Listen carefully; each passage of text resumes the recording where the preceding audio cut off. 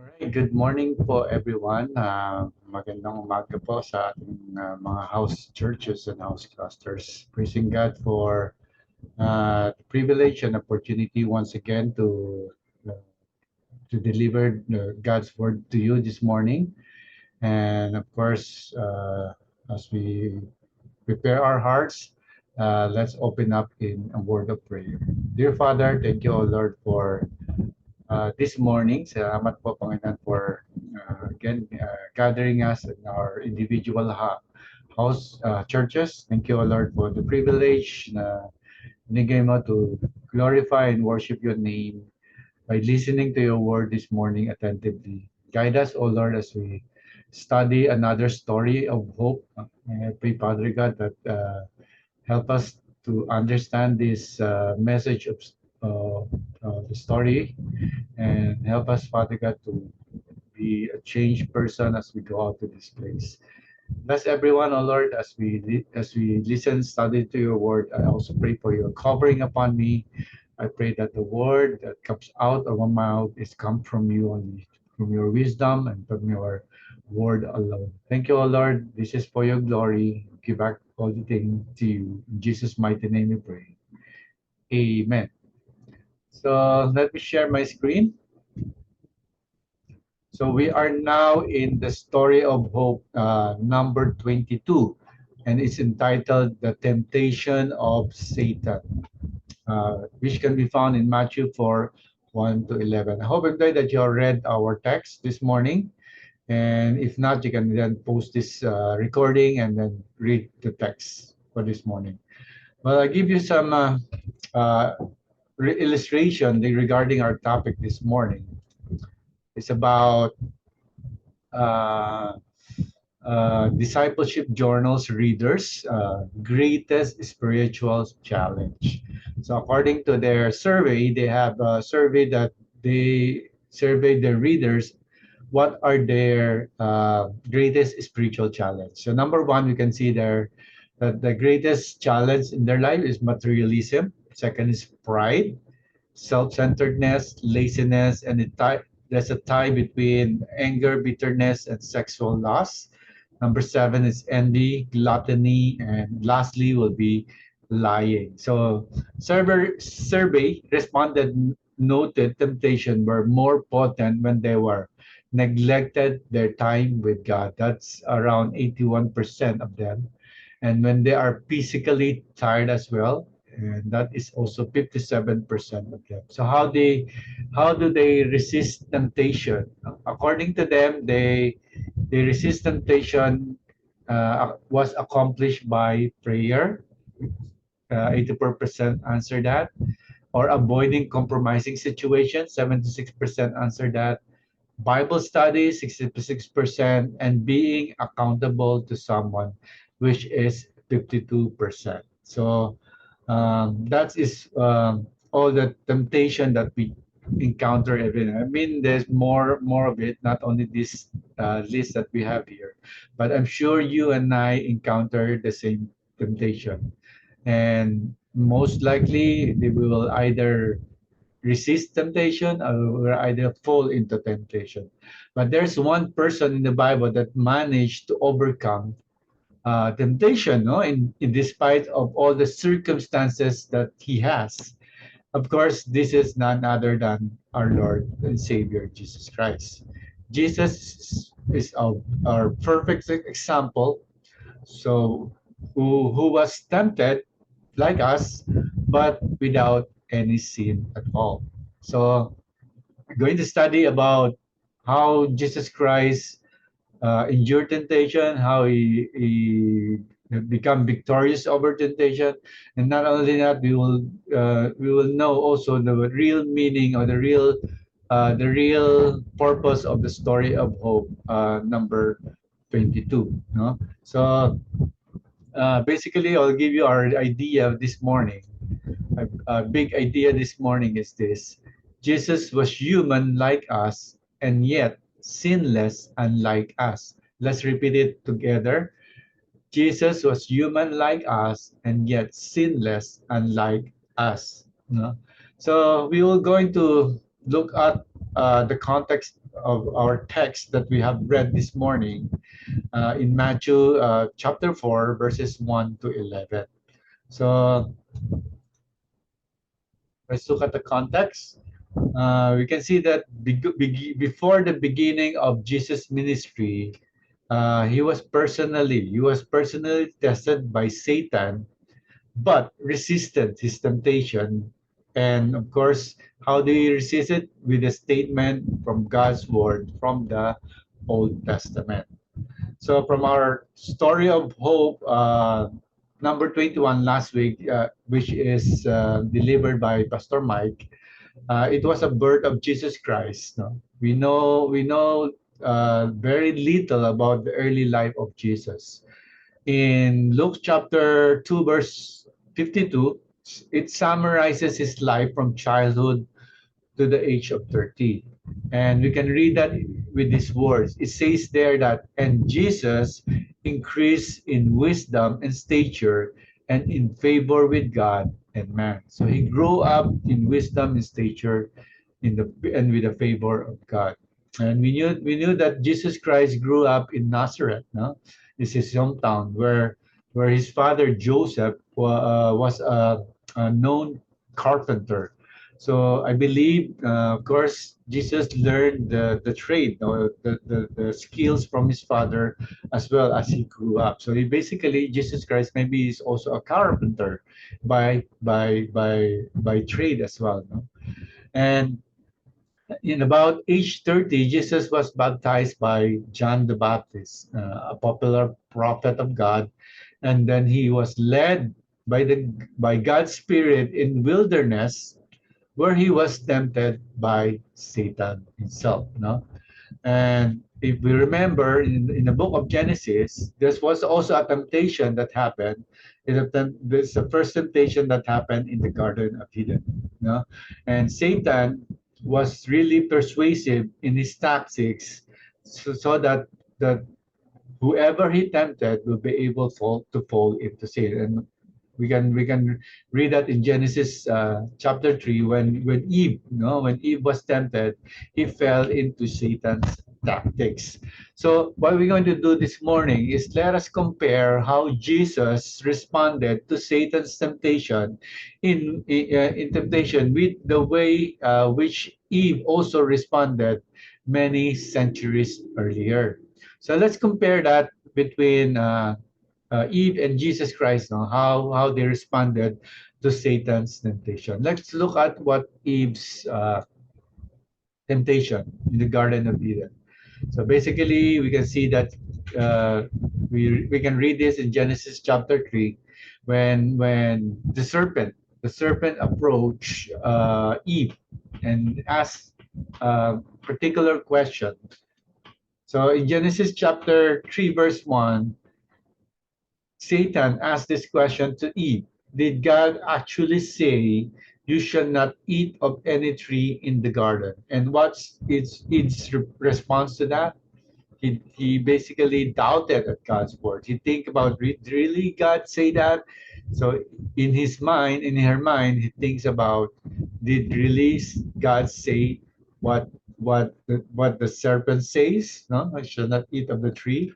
And then we can see in the next question that the devil say to Eve, he say that you will not surely die, for God knows that when you eat of it, eat of it, your eyes will be open and you'll be like God, knowing good and evil. So we can see the serpent offer some things to Eve here. And what did Eve respond to that? He believed at Satan's lie. No? He believed at Satan's lie. And then what is the third thing that Eve did? So when the woman saw that the tree was good for food, and that it was delight to the eyes, and that the tree was to be desired to make one's wise, she took up its fruit and ate, and she also gave it to her husband who was with her, and he ate it. So what happened to Eve? He responded, he yielded to lust, he fell into lust of the flesh, lust of the eyes, and the pride of life. Lust of the flesh, because what?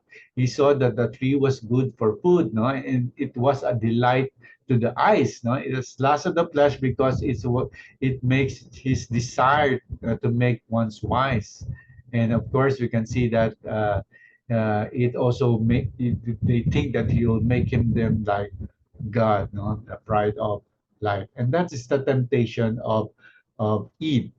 And let's just compare now with the temptation of Jesus Christ. So as we read in our text this morning in Matthew, the Spirit led Jesus Christ in the wilderness, and Satan tempt him in the wilderness. So what is the first temptation that Jesus Christ encountered? So a temptation of Satan asking the question. So the question is, if you are the Son of God, they tell to Jesus Christ, tell these stones to become bread. No, take note that Jesus was very hungry. No? He was very hungry because he fasted for 40 days and 40 nights. And if you fasted 40 days and 40 nights, I'm sure you will become really, really hungry. And if you talk about fasting, the spiritual discipline of fasting is basically abstaining from eating in order to devote oneself to focusing on the communion with God. So that's what Jesus Christ did in the wilderness. He fasts because he wants a communion with God. He wants to be in deep with God and to have fellowship with God. You know. But just a side question, is it possible for a person to fast for 40 days and 40 nights? Well, according to the website Better Me, fasting for 40 days may be possible without food, but we don't know for certain. We say that scientists have not studied human starvation extensively for ethical reasons. But some reports have noted that death can occur between the 43rd day and 70 days of fasting, which means you can still last until 70 days. So basically, it can be done. No, that's what they're saying. Scientists saying 40 days and 40 nights, it's possible for human to survive. And then only on the 43rd day, then they will experience fatal death. So, but again, I think it's possible, and we can see also not only Jesus did this in the Bible. If you go back to the book of Deuteronomy, Moses actually did it as well. No? So when he went up to the Mount Sinai to get the tablet of Jesus, to get the tablet from God, the Ten Commandments, he actually fasted for 40 days and 40 nights. You can read that in Deuteronomy chapter 9, verse 9. It says there, when I was gone up into the mountain to receive the tables of stone, even the tables of the covenant which the Lord made with you, then I abode in the mount 40 days and 40 nights. I neither eat bread nor drink water. So Moses himself did this as well. So he fasted for 40 days and 40 nights. He never drink and eat. Take note, he never drink also, but he survived. No, he's basically more human than Jesus Christ. No, and and of course, the second person is none other than our Lord Jesus Christ. So it's possible, no? So that's the answer. So going back, so Satan wants to utilize or take advantage of the situation. So he tempts Jesus Christ with food, no, with the taxes that he also did in the Garden of Eden, which is the last of the flesh, which because he's very hungry, he's attacking the flesh of Jesus Christ. The last of the eyes is attacking the stones. Even when he turned the stone to bread, of course he will be attracted to be the food, and of course he attacked it with the pride of life. Why pride of life? Pride because Satan questioned his identity. If you are the son of God, so it's basically he's questioning his identity. He's attacking his pride. So he asked the question. So this is basically the most common tactics of Satan: the lust of the flesh, the lust of the eyes, and the pride of life. And and he asked to turn the stone to bread, which is again lust of the eyes and flesh, because he was so angry. So Satan basically instilling doubt, to Jesus Christ. If, the word he used the word if, so basically Satan is instilling doubt of who he is. He's instilling doubt about God. He's instilling about our salvation. He's instilling doubt about God's provision. And Satan always focus on the obvious, like he is physically hungry at this moment, so he focused on the obvious, which is he attacked his flesh. And Satan knows Jesus is capable of transforming the stone into bread. And it's not about also the miracle he can do. It's about his excessive eating. So maybe when he turns the stone into bread, he will eat a lot, like glutton. So he will fall into sin, and it's attacking about who is he, And another tactic that Satan is trying to imply here is, Jesus Christ, you don't deserve this, no? The Son of God doesn't deserve to be hungry, and that's why Satan is monopolizing on the flesh, no? If you are the Son of God, why he make you hungry, no? If God is pleased with you, why are you suffering right now? So that is Satan's tactic, is putting that into Jesus' head, no? Basically, his tactic is also is who he wants to distrust his father now, and distrusting his relationship with his father. And Satan wants to have a rebellion against his father, and to disobey God, as basically as he wants us to be. No, so what did Jesus respond to Satan? No, he say he quoted a verse in the Old Testament, which we can find in Deuteronomy chapter 8, verse 3. He said that it is written, man shall not live on bread alone, but on every word that comes from the mouth of God. Take note, Jesus Christ, of course, knows the whole Old Testament. He grew up maybe from the youth up to age 30.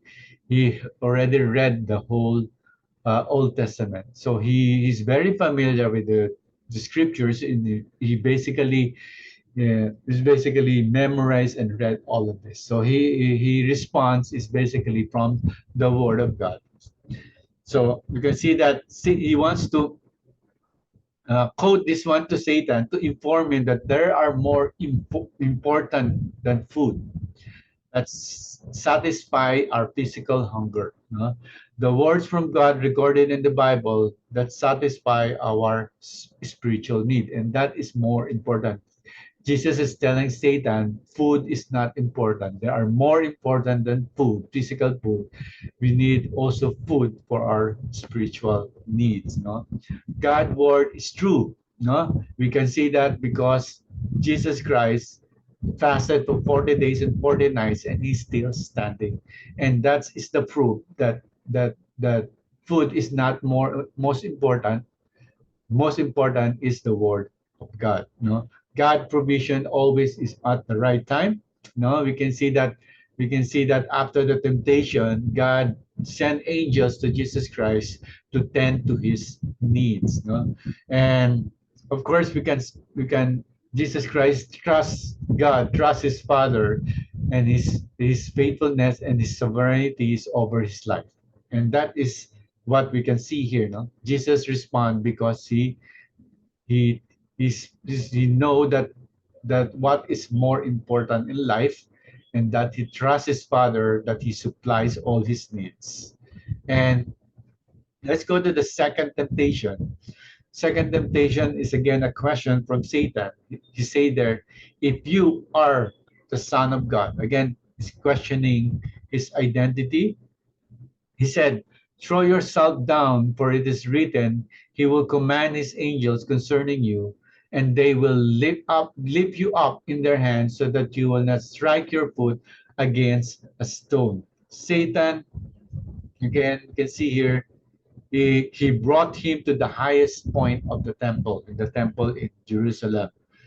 Again, you can see Satan is instilling doubt here with the question if, no? Here we can see Satan knows Jesus was using the scripture. So he also used the same tactics to Jesus. But we can see here, Satan twisted the word, no? So that is also the same tactics that he did in the Garden of Eden. He also twisted the word to Eve, no? He used the word of God that can be quoted in Psalms 91, verses 11 and 12. So that's what he quoted to Jesus Christ. But he twisted it. The intention of Psalm 91 basically is this: to show God's protection to his people. No, and this is not to incite them to use God's power for sensational or for foolish display, you know, or to show off to other people. That's not the purpose of this verse. That's not the purpose of this passage. No? And he's using Satan using it in the wrong way. So what is Jesus' response to this? He also again quoted from the Old Testament. No, we can see that he quoted from the Old Testament, and he says that it is also written, "Do not put the Lord your God to the test." No, Jesus countered Satan by using God's word in the proper way, you know, and in the proper context.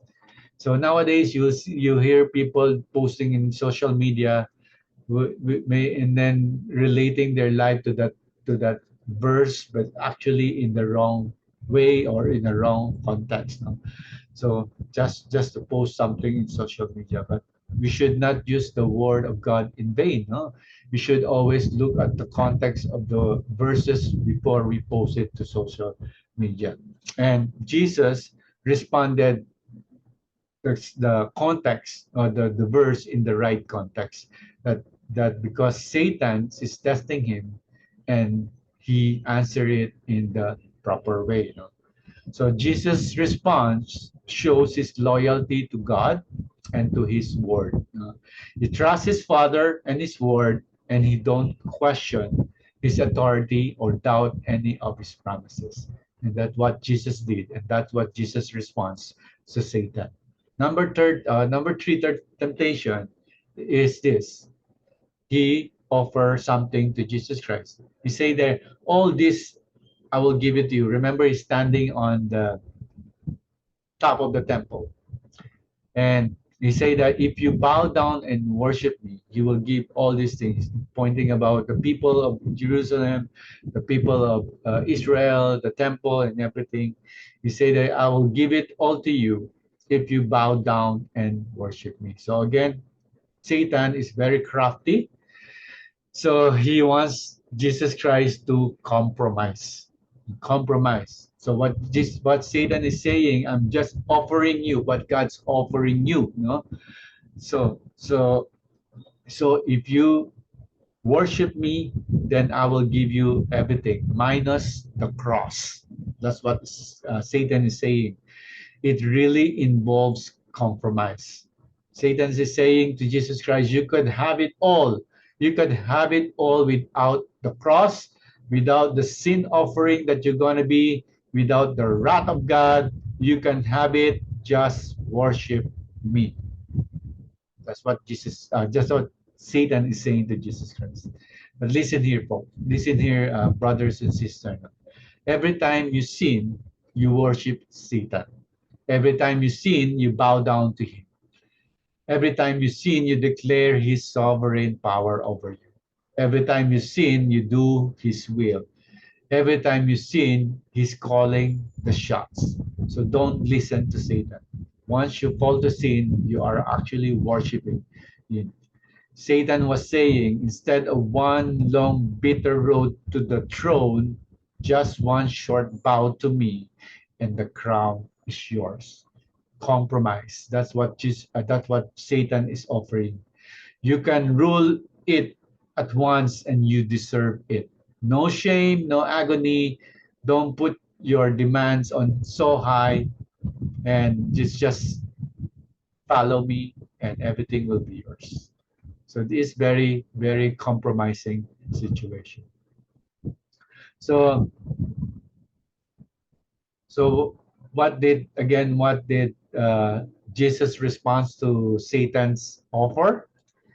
He say there, away from me, Satan, for it is written, worship the Lord your God and serve him only. So Jesus' response was really amazing. So again, Jesus used God's word. This is quoted from Deuteronomy chapter 6, verse 16. Jesus knows his purpose, that he will need to suffer for mankind. Even though he knows that he will be rejected by all of these people, he will know that he will be humiliated by all these people, and he knows that he will be killed by these people. He still want to die for them. You know? He knows also that this is the will of his father. So he doesn't listen to Satan. He wants to obey his father at this moment. So after this, we can see that Jesus was uh, left by Satan, and he was ministered by the angels. So to summarize the response from Eve and Jesus Christ is this: you can see that they have two different responses during the temptation. Eve responds to devil's temptation. He yielded and he fall into sin.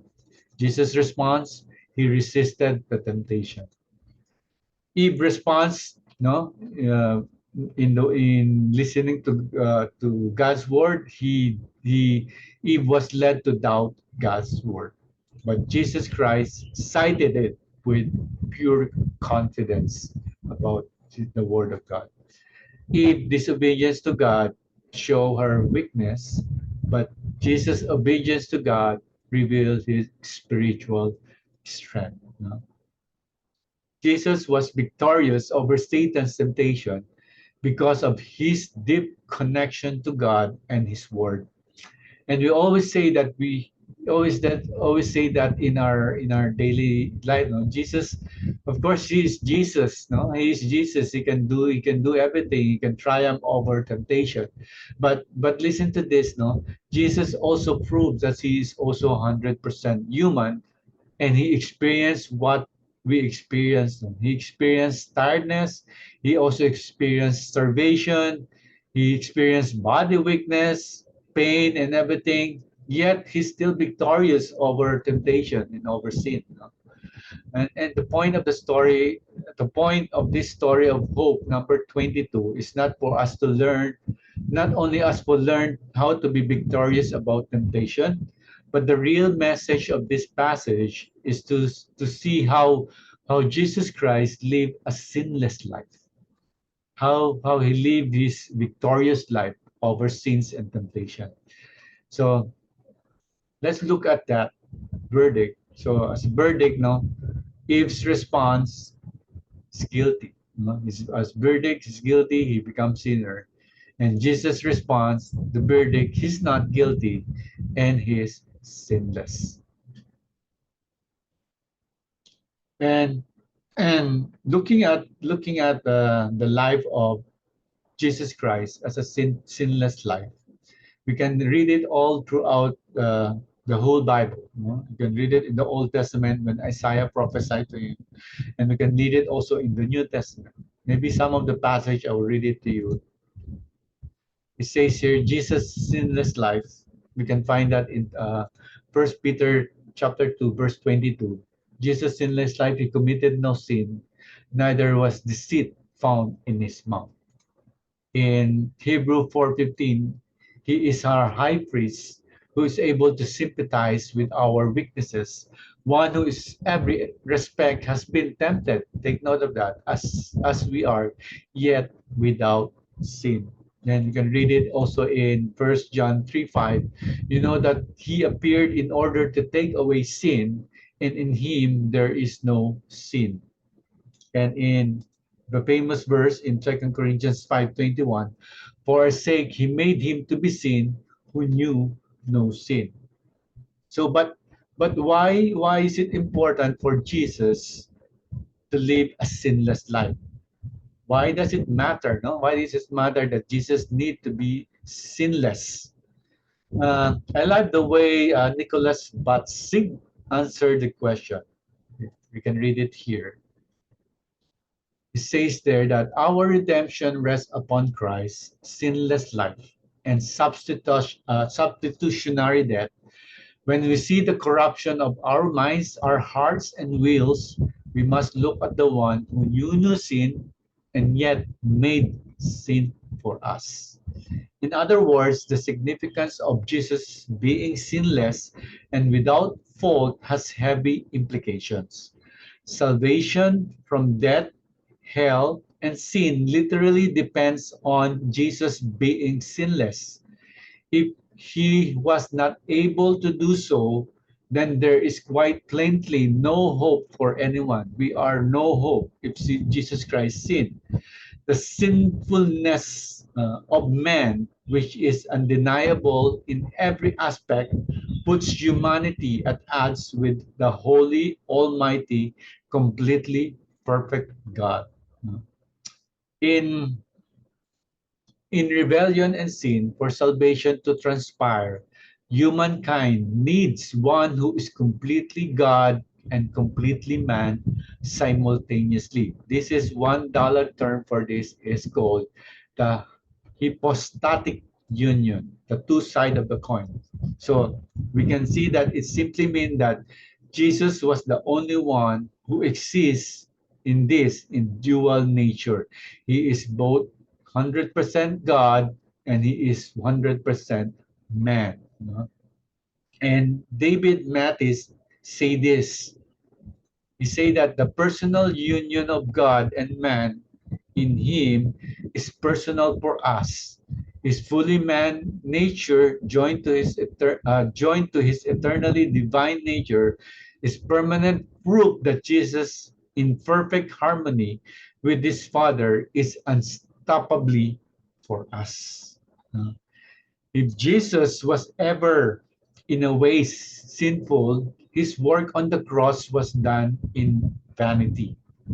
It would have no power because to be sinful would eliminate any possibility of his deity. If Jesus was not fully God, he would simply a man trying to do what no man can do, pay for his sinfulness. No one is righteous, not even one. Romans 3, no? And as a result, no person is able to escape the judgment on one's own merit. We cannot do our own. We cannot save ourselves. No? What is needed is a perfect substitute who alone can bear the way of sin and then conquer it. No? Jesus alone could be the penal substitutionary atonement. No? He is able to do this only because he is fully man, fully God, perfect in every way. In his duality, Jesus alone is not just a way, he is the only way or means for salvation. As an apostle John writes in Revelation chapter 1 verse 17, he says this, when I saw him, I fell at his feet as though dead, but he laid his right hand on me saying, fear not, I am the first and the last. I am the living one. I died. Behold, I am alive forevermore. And I have the keys of death and Hades. Jesus' sacrifice on the cross bridges the gap between man's cosmic treason against Almighty God and brings redemption, grace, mercy, forgiveness, and salvation through his death, burial, and resurrection. First John 1:1 reminds all people sin is inescapable in our own accord. We cannot escape death. We cannot escape the punishment of sin. But Jesus changed everything. You know? To receive this one must to receive this salvation, one must acknowledge their sinfulness, believe Jesus Christ alone that can bring salvation through his redemptive work, through grace alone, in faith alone, and trust him alone as a Lord and Savior. Of course, the story of hope, that's two sides of the lessons that we are learning here. Of course, we learn that Jesus Christ is our perfect Savior. We also learn that we can overcome some temptation. No? We can all overcome temptation because Jesus did it himself. No? So what can we learn from the temptation, from this temptation that we see? No? As a believer, as a Christian, as a follower of Jesus Christ, we too can overcome this temptation. Again, we can read that Satan will tempt us to distrust the care of God. No, he will tempt us to distrust the love of God. He will tempt us to distrust the will of God, the way of God, the purpose of God, the concern of God, the compassion of God. He doesn't want us to believe when God says He will supply all our needs according to His riches and His glory. He doesn't want us to believe that, no. He wants us to grab satisfaction of our home. He will distract us, no, especially if you are in the midst of trial. Satan will will tempt you to distrust the care of God. I was there, no. I was jobless for a few months, and I really hearing Satan listening to me, Satan tempting me to distrust God, no. But by the grace of God, no, by the grace of God, I never listened to Satan. I still believe God will supply job for me. And he did, no? He did. He already supplied me a job last Wednesday only. I started my job, and praise God, no? I God sustain our family. God supply all our needs. If you listen to all the negative thoughts in your mind, that is Satan whispering in your ear. Don't listen to that, but have faith in God. Pray always to God and believe that He will do something for you. We cannot distrust God. We cannot listen to Satan all the time. Secondly, Satan will tempt us to presume on God, no? To go out there and to do what we think we need to make our own splash in the world and expect God to rescue us and and put the pieces back together. This is called presumptuous sin. No? Sometimes Satan will push us to the limit until we fall into sin, until we destroy our lives, and of course we always expect that God will pick up the pieces.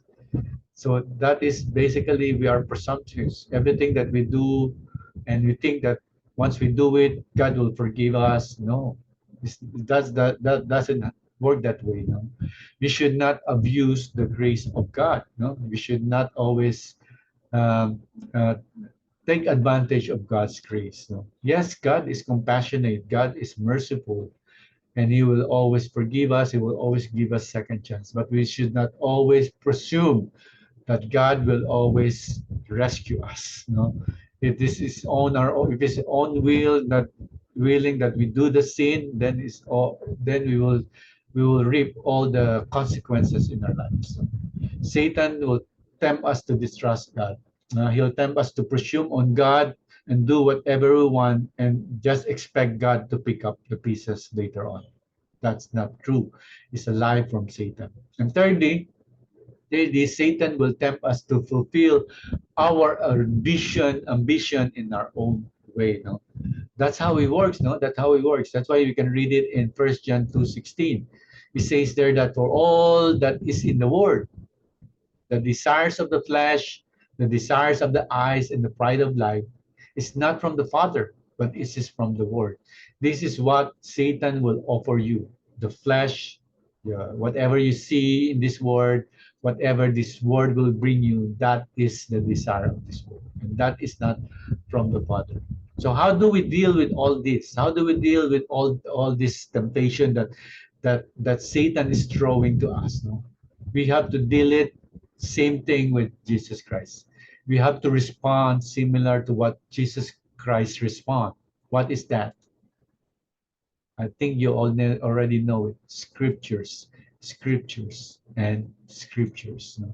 Scriptures is important. We need to read the scripture. We need to deep dive into the Word of God. No, to overcome the temptation, we need to deep dive in the Word of God. The psalmist say in Psalm 100, verse 11, he says there that I have hidden your word in my heart that I might not sin against you. We are no exemption to temptation of this world. And God is aware of that. God knows that we are in the devil's world. We are living in this world, and temptation is all around us. He is aware of that. That's why He provided a way for us for escape. No? We can read that in this passage from First Corinthians chapter 10, verse 13. It says there, no temptation has overtaken you that is not common to man. God is faithful. Take note of God. God is faithful and He will not let you to be tempted beyond your ability. But with the temptation, He will also provide the way of escape that you may be able to endure it. Therefore, brothers and sisters, we have no excuse. We have no excuse if we fall into sin. No? We cannot say that, Lord, because of this, I fall into sin, because of that, because of this, and so on. We have no alibi. It's already say here. We have a way of escape. No, Jesus. The Bible already say that we have that God is faithful and He has provided a way of escape.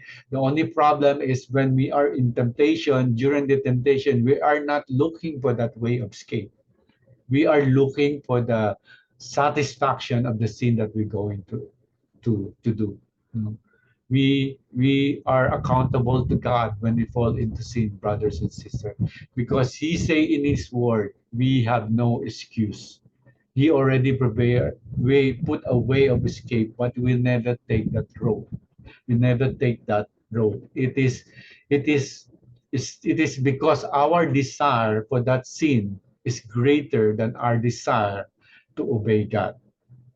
Remember that. We fall to sin because our desire for that sin is greater than our desire to obey God.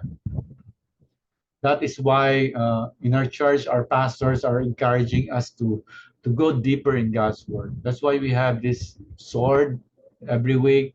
We have this daily Bible reading every week.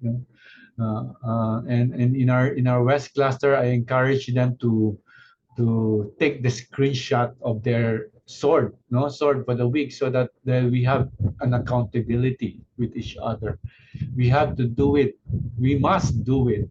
We have no other way of escape but to dig down to the Word of God, so that we will not fall into sin. My prayers is we have to always be accountable to each other.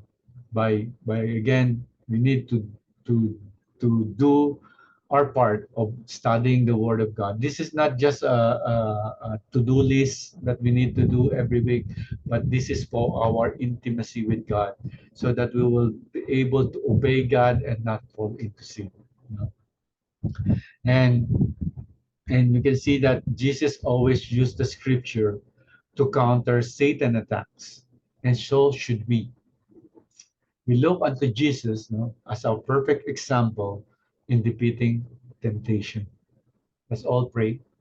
Dear Father God, thank you, O Lord, for this great story about Jesus Christ being tempted by Satan, and how he overcome all of this by displaying and being confident in your word, that no other people, no other enemy can twist your word, O Lord. If we are really digging deeper into your word, we will understand it, and nobody can tell any twisted word about it. Not even Satan. Guide us, O Lord, to be more accountable in our daily Bible reading, in our study of your word, because this is our weapon. This is our weapon to attack our enemy.